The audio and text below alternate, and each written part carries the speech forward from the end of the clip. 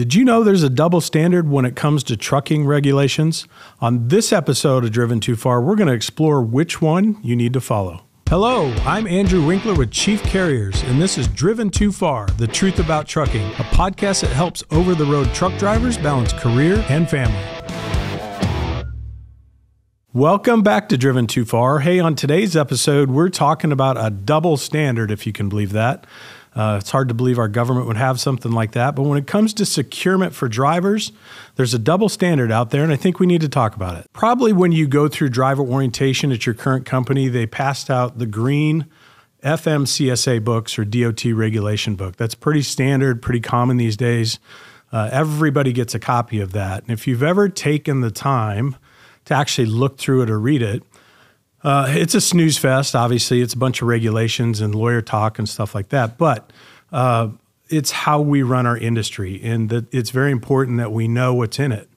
When you get to the part about load securement, while it tells you some of the things you should do, it's very vague. It leaves a lot of gray areas.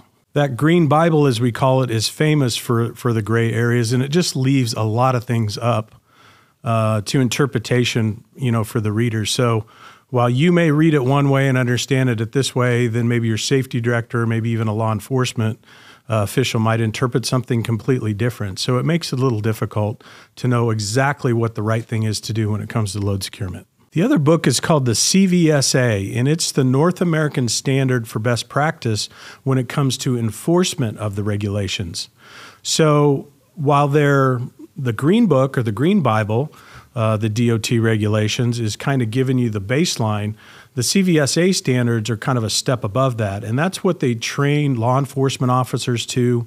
If you've got an active safety program or department in your building, they're surely looking at the CVSA book as well and understanding, hey, this is the best practices. This is how we need to be teaching our drivers to tie these things down properly. One of the key differences between the two, while we said the Green Book is very vague and very general, the CVSA book actually has diagrams in it, and it not only shows you where you need to, but how to tie down the actual cargo. So when we think about things like coiled steel, the Green Book may just show you one picture of where a proper strap placement or chain placement may go.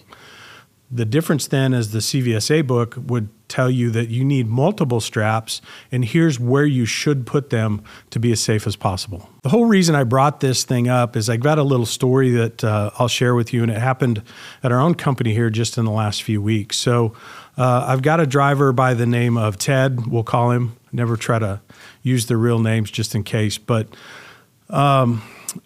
our training manager, the guy that works with drivers in orientation and teaches tie-down techniques and stuff, he popped back in my office one morning and he said, hey, Ted's out in the securement bay, and I'm trying to help him make sure he ties down this set of coils right, and he just won't listen. Do you mind coming out and have a visit with him? And I said, absolutely. So we walked back out there to securement bays and stuff. And when I got there, Ted was sitting in the cab of his truck.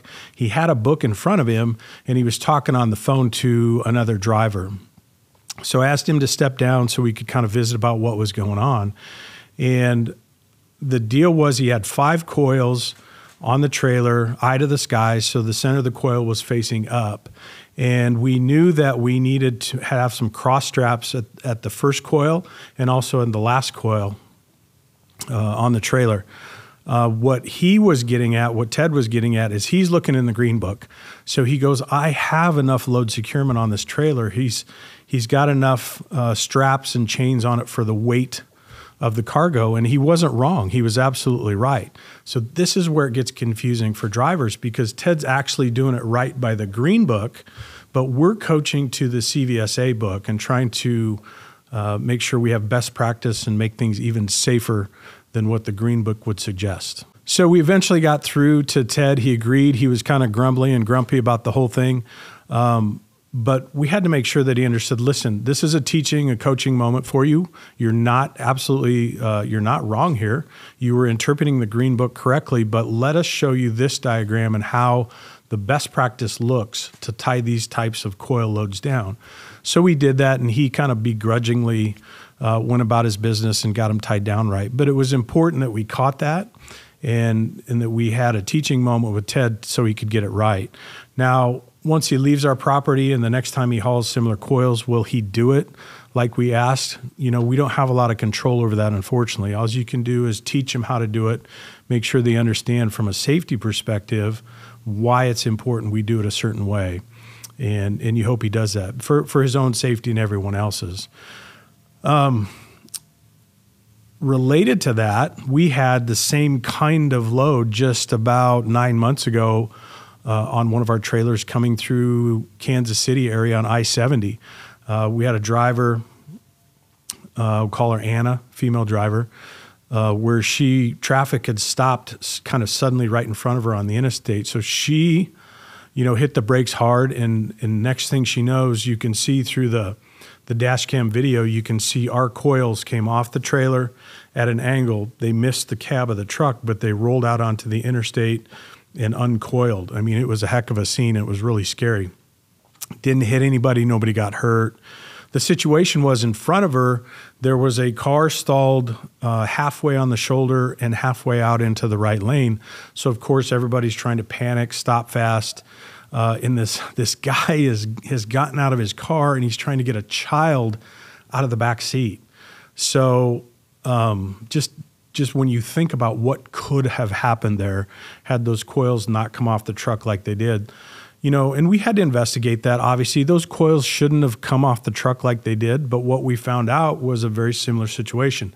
She had tied down, she had used the right number of straps for the weight of the load, but she didn't have the cross straps in the front like she should have. So again, when you have those things happen, it becomes a huge teaching moment, not just for those drivers, but the entire fleet. So that's kind of where the idea of this came from.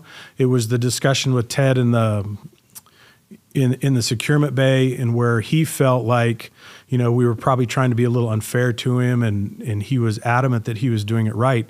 And again, he was. He wasn't doing it wrong. He just wasn't taking it quite far enough, and he didn't have the information he needed. So I thought this was a really important topic to cover. Super confusing when there's a double standard out there like that with the government, like we said, where they say this is good enough, but then if you get pulled in for an inspection and that officer is using the CVSA book for a tie-down standard, and all of a sudden you get some kind of ticket or something because you didn't have something tied down right, it leaves the driver really confused. So that's where it comes from. That's what the double standard's all about. Hopefully your company's proactively teaching you to tie to that higher standard when it comes to load securement. Thanks for joining us on this episode of Driven Too Far. If you're looking for a fleet that puts your safety first, check us out at chiefcarriers.com.